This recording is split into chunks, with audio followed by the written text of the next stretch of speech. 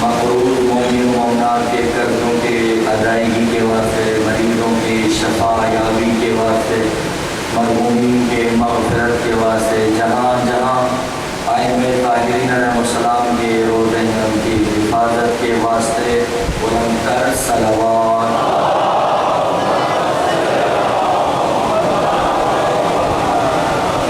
برائے تعجیل ظہور امام زمانہ عجل اللہ تعالی فرجہ شریف بلند تر صلوات۔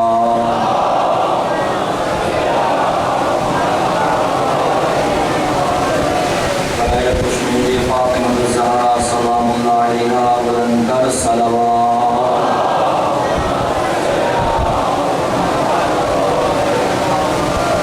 سامعین محترم برادران روحانی و ایمانی، بزرگان بندے، سادات و غیر سادات، خداوند عز و جل بانیان عزا کا گھر سے عزا پیشانہ میرا ذکر کرنا، آپ حضرات کا اس کے لیے وہ طاہر و مقدس ذکر میں آنا اپنی بارگاہ میں قبول و منظور فرمائیں۔ جو مومن کرام یا مومنات اپنے دلوں میں نیک اور شرعی حاجات لے کر حاضر ہوئے ہیں، اللہ ان کی تمام حاجات کو اپنی بارگاہ میں شرف قبولیت عنایت عطا فرمائے۔ حسب دستور مسلسل 9 دنوں سے کسی آیہ کریمہ کی تلاوت پڑھنے کا شرف حاصل کر رہا ہوں۔ وَجَعَلْنَاهُمْ أَئِمَّةً، ہم نے انہیں امام بنایا ہے، وَيَهْدُونَ بِأَمْرِنَا، اور یہ ہمارے حکم سے ہدایت کرتے ہیں، پہلے خیر کی، ان کی طرف وحی کی، نماز کو قائم کرنے کی، زکوٰۃ کو دینے کی، اور یہ ہمارے ایسے بندے ہیں جو ابتدا سے عابد تھے۔ ہمیں اب تک جو ہماری گفتگو کا سلسلہ پہنچا تھا وہ یہدون بِأَمْرِنَا تک پہنچا تھا۔ آج کوشش کروں گا اپنی پوری گفتگو کو سمیٹوں، جو اب تک عرائض آپ کے سماعتوں کے حوالے کر چکا ہوں، گفتگو کو آج نتیجے کے مرحلے تک لے جاؤں۔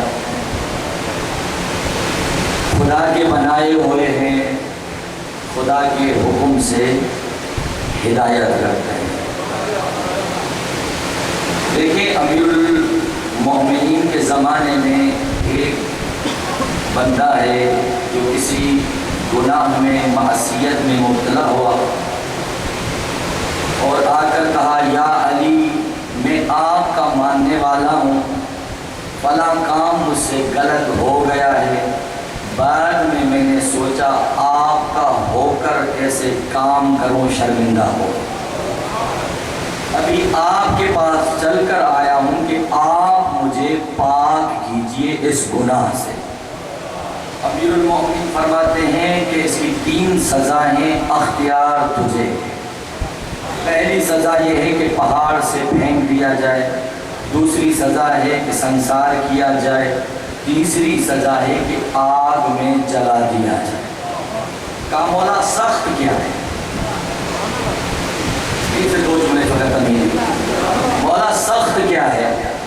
مولا نے کہا آگ میں جلنا۔ کہا مولا مجھے آگ میں جلنا منظور ہے، آگ میں جلنا منظور ہے۔ لکڑیوں کا بندوبست کیا گیا۔ اب منافقین کو موقع ملا کہ دیکھو علی اپنوں کے ساتھ کیا کر رہا ہے۔ یہی باتیں امیر المومنین کے کانوں تک پہنچی۔ امیر المومنین نے فرمایا اگر مچھر کے پر کے برابر بھی مجھے علی سے محبت ہوگی، اس کے کپڑوں تک کو آگ نہیں جلائے گی۔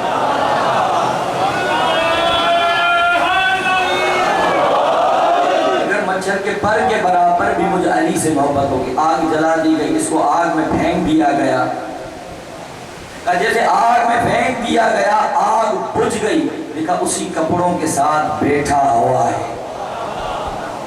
میں نے کل جو گفتگو کا سلسلہ جہاں چھوڑا تھا، معرفت پر چھوڑا تھا۔ اگر کسی کو معرفت ان کی حاصل ہو جائے تو دنیا کے مشکلات کی پرواہ نہیں کرتا۔ اس کی نظر میں ہوتا ہے کہ امام مجھ سے راضی رہے، دنیا راضی رہے یا دنیا راضی نہ رہے۔ اب ایک اور واقعہ اسی کے ضمن میں، کیونکہ آج نتیجہ لینا ہے مجھے، سنا ہوگا آپ نے واقعہ۔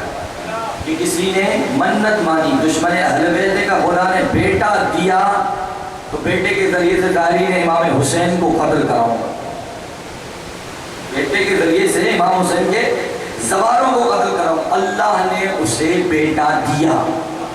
بیٹا جب بڑا ہوا باپ نے کہا کہ میں نے منت مانی تھی، اب تو جوان ہے، میری منت کو تو پورا کرتا ہے یا میں جا کر پورا کروں؟ کہا بابا آپ ضعیف ہو چکے ہیں، تلوار مجھے دیجئے۔ یہ چل پڑا اس راستے کی طرف جہاں سے زوار گزرا کرتے تھے، درخت کے نیچے بیٹھ گیا انتظار میں کہ یہاں سے زوار گزریں گے، یا اسے نیند آ گئی، نیند میں دیکھ رہا ہے کہ اسے لے جا رہے ہیں جہنم میں جسے پھینک رہے ہیں، ایک طرف آگ لگ رہی ہے، دوسرے طرف آگ اثر نہیں کر رہی۔ فرشتے پریشان کہ کیا سبب ہے؟ جسم وہی ہے، خال وہی ہے، انسان وہی ہے، ہڈیاں وہی ہیں، ایک طرف آگ لگ رہی ہے، دوسری طرف آگ نہیں لگ رہی۔ آواز آئی، اس کے قریب سے امام حسین کے زوار گزرے ہیں، ان کے پاؤں کی دھول اس کے ایک طرف پر گری ہے، اس لیے جہنم کی آگ اثر نہیں کر رہی۔ یہ نیند سے بیدار ہوا، دیکھا کہ واقعاً تازے تازے قدم رکھے ہوئے، تیز تیز قدم اٹھاتے ہوئے اس قافلے سے ملا، کہا میں اس قافلے سے دور ہوں تب بھی اتنے قریب ہیں، حسین کے قدموں کی مٹی نہیں، حسین کے ماننے والوں کی قدموں کی مٹی اگر کسی پر آ جائے تو اسے جہنم کی آگ اثر نہیں کرتی۔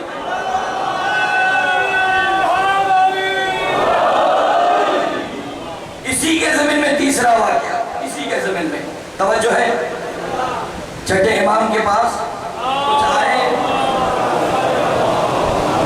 کہ مولا ہم آپ کے ماننے والے، آپ کیا کریں؟ مولا فرماتے سب کرو۔ جب اسرار بڑھ گیا تو ایک تنور روشن تھا، مولا نے کہا کہ جاؤ اس تنور میں جا کے بیٹھ جاؤ۔ کہا مولا کہاں تنور؟ معرفت دیکھیے گا، کہاں تنور، کہاں ہم جلا دے گا؟ بیٹھ جاؤ خاموش ہو۔ اتنے میں حارث حمدانی وہ سامنے کیا ہے؟ بولا تنور، کہ جاؤ اس میں جا کر بیٹھ جاؤ، جاؤ جا کر اس میں بیٹھ جاؤ۔ بیٹھ گیا، مولا نے کہا اس کا ڈھکن بھی بند کر۔ اب سب کی منہ اتر گئے، پریشان ہو گئے، یہ کیا ہو رہا ہے؟ مولا نے کہا تنور میں وہ ہے، پریشان تم ہو۔ کہا ہے پریشان تم ہو؟ کہا مولا تنور روشن تھا، وہ تو جل گیا ہوگا۔ مولا فرماتے آؤ میرے ساتھ، کافی دیر گزرنے کے بعد آؤ میرے ساتھ۔ ڈھکن کو اتارا گیا، دیکھا وہاں تنور روشن ہے، جل رہا ہے، اس میں بیٹھ کے تسبیح کر رہا ہے۔ امام فرماتے یہ کیسے ممکن ہے؟ میں کہوں تنور میں جاؤ، تنور میں طاقت ہو اسے جلا دے، میں کہوں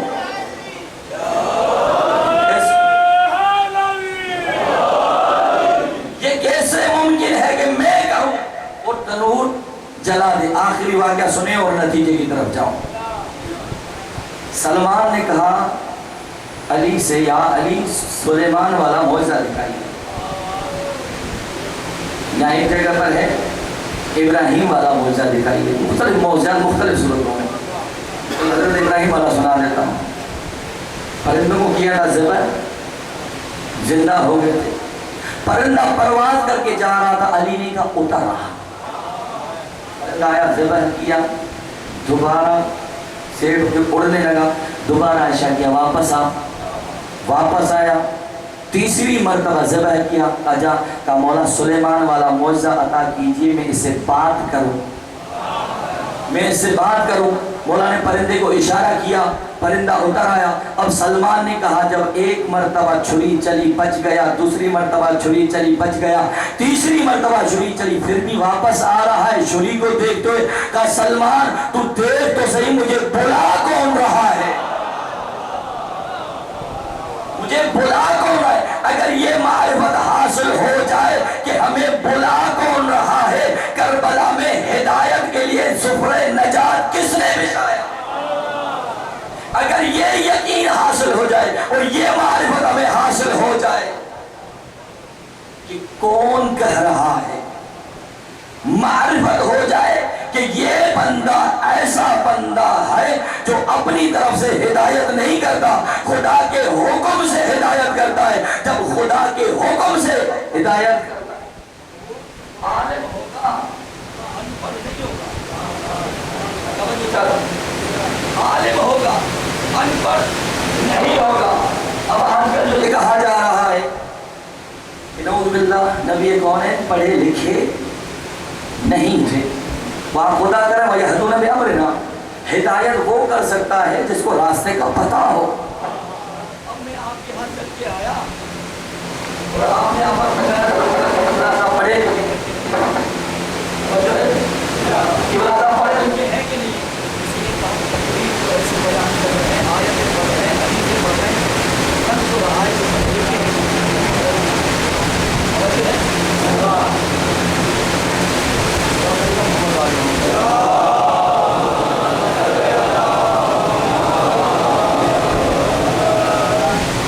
انداز سے تو محسوس ہو رہا ہے کہ پڑھے لکھے ہیں، آگے ایسے پتہ نہیں چلے گا اسی طرح۔ آج کل بھی ہم دیکھا ہوگا اگر کسی سیاستدان کا کوئی مسئلہ ہوتا ہے تو ڈگری تلاش کی جاتی ہے، کہاں پڑھے، کون سے یونیورسٹی میں پڑھے، کون سے کالج میں پڑھے، کون سے اسکول میں پڑھے۔ آپ چل پڑے خیر پور کی طرف، آپ چل پڑے خیر پور کے اسکولوں کی طرف، یونیورسٹیوں کی طرف۔ جب یونیورسٹی اور اسکولوں میں گئے تو میرے نام کی کوئی سند تھی نہیں، کسی رجسٹر میں میرا نام ہی نہیں تھا۔ تو کیا کسی رجسٹر میں میرا نام نہ ملنا دلیل ہے کہ میں ان پڑھ ہوں؟ توجہ چاہتا ہوں، کیا کسی رجسٹر میں، کسی اسکول میں، کسی کالج میں میرا نام درج نہ ہونا یہ دلیل ہے کہ میں پڑھا لکھا نہیں ہوں؟ آپ جا رہے تھے پریشان تھے، سامنے ایک عقل مند انسان آ رہا تھا، کہا پریشان کیوں ہے؟ کہا کہ ہم گئے تھے اسکولوں میں تلاش کرنے کے لیے کہ یزدانی صاحب پڑھے لکھے ہیں یا پڑھے لکھے نہیں ہیں۔ تو کیا ہوا؟ ہم نے جا کر اسکول میں، یونیورسٹی میں، کالج میں کتابوں کو، رجسٹروں کو کھولا، اس نام کا بندہ کبھی یہاں تھا ہی نہیں، یہاں پڑھا ہی نہیں ہے۔ تو عقل مند انسان جو ہوگا وہ تھا، اس نے کہا اتنا تو بتاؤ یزدانی صاحب یہاں کا ہے یا کہیں اور کا ہے؟ یزدانی یہاں کا ہے یا کہیں اور کا ہے؟ کہا کہیں اور کا ہے۔ کہا جہاں کا ہے وہاں تلاش کرو، یہاں کا ہوتا تو یہاں کے اسکولوں میں نام ملتا نا۔ اب مصطفیٰ کی ڈگری کو تلاش کرنا ہے، دنیا کے مفتی اور مولویوں سے مت پوچھو، اوپر رجوع کرو۔ جب اوپر رجوع کیا تو آواز الرحمن علم القرآن خلق الانسان علمہ البیان۔ رحمان وہ ہے جس نے قرآن کی تعلیم دی ہے، پھر انسان کو خلق کیا ہے۔ اب وہ انسان تو دکھاؤ جسے تعلیم قرآن پہلے ہو، خلقت بعد میں ہو۔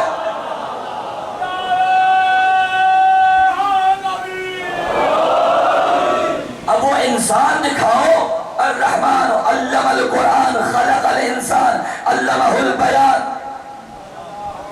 اب جب آپ رجوع کرتے ہیں، میں نے جوڑ دے رہا ہوں اس گفتگو کا، اب جب رجوع کرتے ہیں، جب خانہ کعبہ میں فاطمہ بنت اسد آئی، وہ دروازے سے بھی نہیں ہے، دروازے سے آ جاتی دیکھا کہ چابی تھی ابو طالب کی، کھول دی، کون سا کمال ہے؟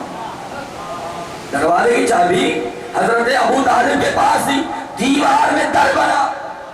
اور جو امید سے ہوتی ہے عورت، ماں، وہ بہت ڈرپوک ہو جاتی ہے، تھوڑی سی بھی آواز آتی ڈر جاتی، لیکن یہاں دیوار میں در بن رہا ہے، علی کی ماں پیچھے نہ ہٹ کر آگے بڑھ کر کہہ رہی میں حیدر کرار کی ماں ہوں۔ اب یہ پورا سلسلہ خانہ کعبہ میں بی بی آئی، 3 دن تک دروازہ بند رہا، کھانا کہاں سے آیا؟ تالے توڑنے والے آئے، تالا کھولنے والے آئے، نہ تو تالا کھل رہا ہے نہ تو تالا ٹوٹ رہا ہے، یہاں تک کہ مصطفیٰ آئے، آغوش مصطفیٰ میں علی آئے۔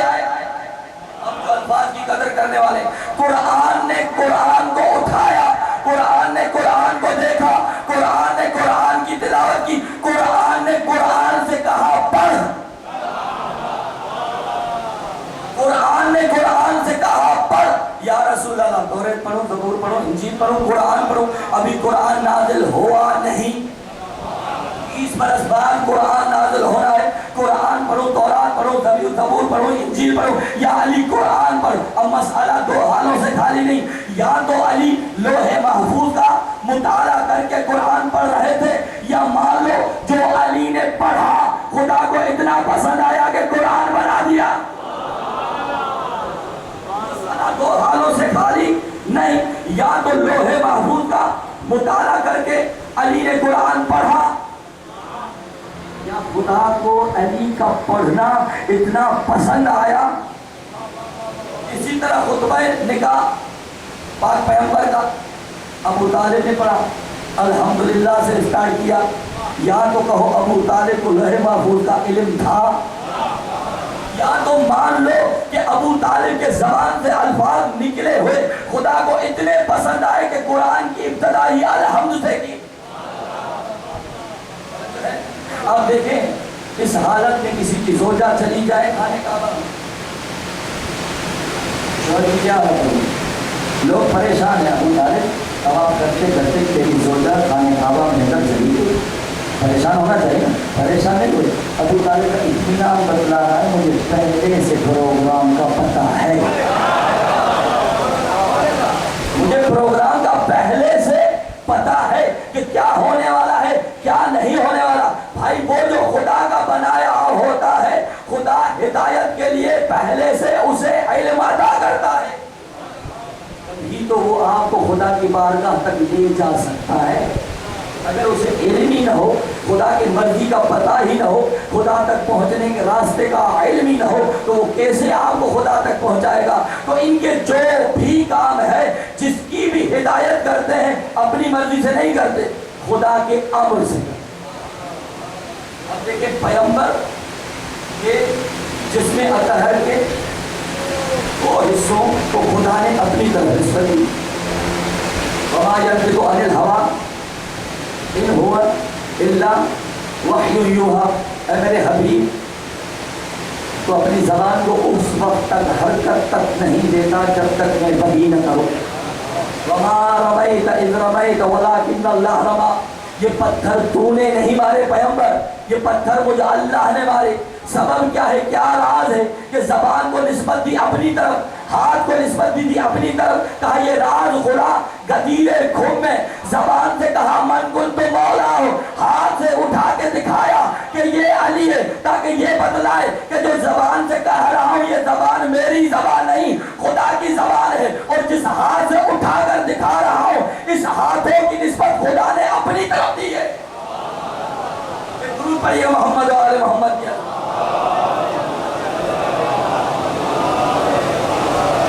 بھائی ہم اختلافات سے قبلہ بچے کو بچے کیسے؟ کہا قرآن کی طرف رجوع کیجیے.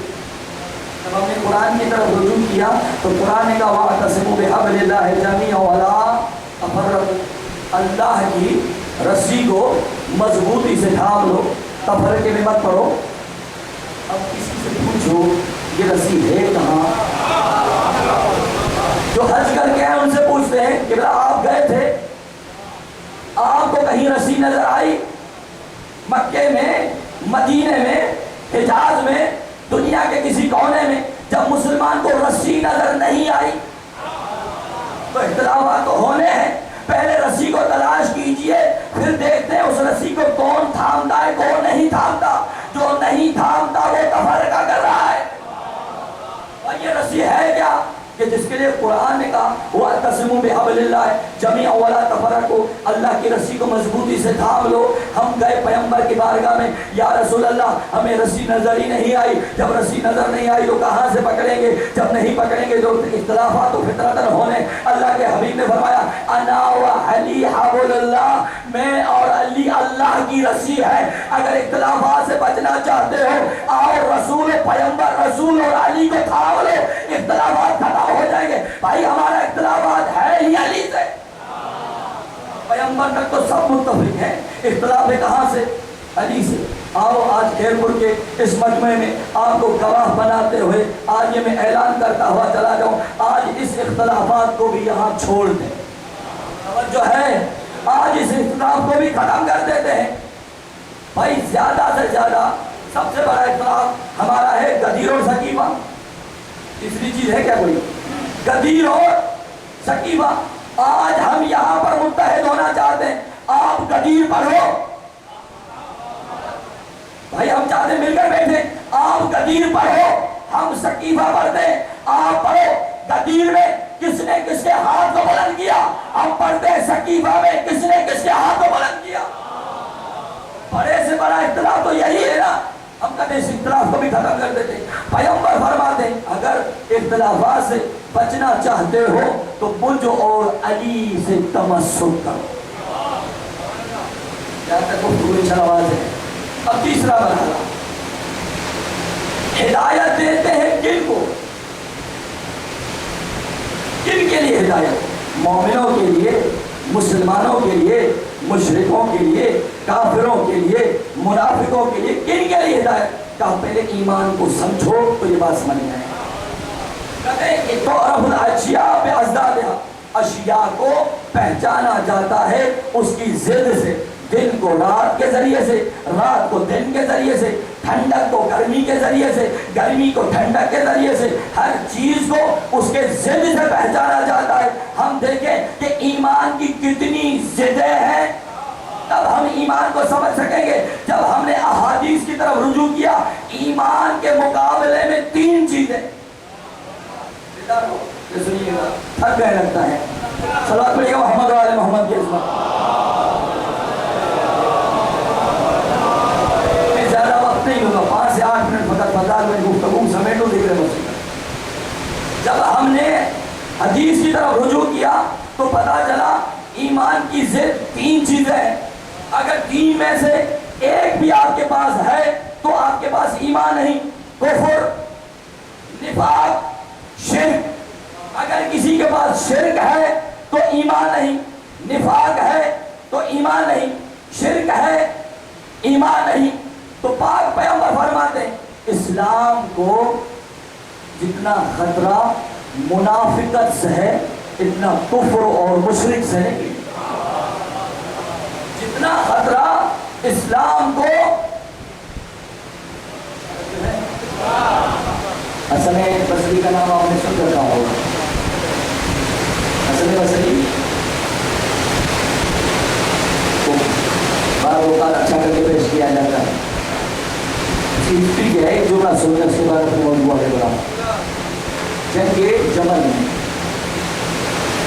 یہ نہیں آیا تھا جنگ. امیر المومنین خطبہ دے رہے تھے مسجد میں کہ مسجد میں کہا علی غضب ہو گیا، دونوں طرف سے مسلمان مارے گئے، آپ نے کیا کر دیا؟ امیر المومنین فرماتے ہیں کہ اگر مجھے اتنی ہمدردی تھی تو اس کی حمایت میں میدان میں آتا نا، میدان میں آتا تو فیصلہ ہو جاتا. کہا میں آنا جو چاہتا تھا، تلوار بھی اٹھائی، اٹھنے لگا، غیب سے آواز آئی حسن بصری کہاں جا رہا ہے جس کا قاتل بھی جہنمی ہے مقتول بھی جہنمی ہے. دوسری مرتبہ اٹھا، پھر یہ آواز آئی. فرماتے ہیں تجھے پتا نہیں کس کی آواز ہے؟ کہا نہیں. کہا یہ شیطان کی آواز تھی اور صحیح کہہ رہا تھا. یہ ابلیس کی آواز تھی اور صحیح کہہ رہا تھا. تو جس کی طرف سے آنا چاہ رہا تھا اس کا قاتل بھی جہنمی تھا، اس کا مقتول بھی جہنمی تھا. کیوں؟ اس لیے کہ وہ امام حق کے مقابلے میں آ رہا تھا. تو ایمان کی 3 ضد، کفر، نفاق، شرک. اب یہ ایمان ہے کیا؟ ایمان اور اسلام میں فرق نہیں کیا گیا ابھی تک. وقالت الاعراب آمنا قل لم تؤمنوا ولكن قولوا اسلمنا ولما يدخل الايمان في قلوبكم. جب اعراب آئے پیغمبر کی خدمت میں اور آ کر کہا کہ ہم ایمان لے آئے، ہم مومن ہوئے.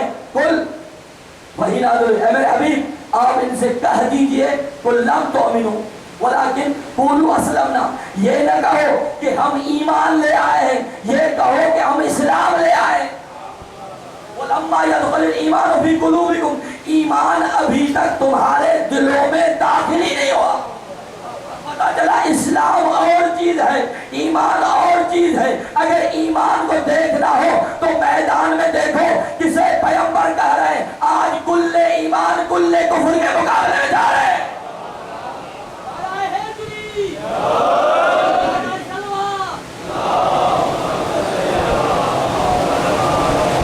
پیغمبر نے صادق ہونے کا حکم نہیں کیا. کونوا صادقین، صادقین کے ساتھ ہو جاؤ. اور صادق پیغمبر نے دکھائے، ایک ہے صدیق، ایک ہے صادق. ایک ہے صدیق، ایک ہے صادق. صادق اسے کہا جاتا ہے جیسا ہو ویسا کہے. فیض حسینی میں مجلس ہو رہی ہے، میں نے کہا آپ نے دیکھا واقعہ ہو رہی، آپ کہیں گے ہاں یہ صادق ہے۔ صدیق اسے نہیں کہا جاتا جیسا ہو ویسا کہے، صدیق اسے کہا جاتا ہے جیسے کہہ دے ویسے ہو جائے۔ لباس کہاں ہے؟ درزی کے پاس ہے، درزی کے پاس تھا نہیں، کیونکہ سیدہ کے زبان سے لفظ درزی نکلا، رضوان جنت درزی بن کر آیا۔ خدا جنہیں اپنا امام بناتا ہے ہماری ہدایت کے لیے، وہ صدیق ہوتے ہیں، جو کہتے ہیں وہ ہو جاتا ہے۔ نوکروں میں نہیں یہ پاور تھی، مٹی کے ڈھیریاں بنا کر دے تھے کہ جاؤ جنت ہے، معصوم سے پوچھ کر بھی نہیں دیا تھا، لیکن ان کو پتا تھا، ان کو اتنی معرفت تھی ان کی محبت میں کہ جن کی محبت میں دے رہے ہیں وہ لاز رکھیں۔ بس ان کو امام خدا نے بنایا۔ امام کو بنانا مخلوق کا کام نہیں، مخلوق بنائے گی اپنے جیسا بنائے گی۔ اگر اختیار دینا ہوتا تو خلافت کی پہلی کڑی حضرت آدم کا اختیار جو فرشتے معصوم تھے ان کے حوالے کر دیتا خدا، معصوموں کے حوالے نہیں کیا کہ تم مل بیٹھ کر اپنی طرف سے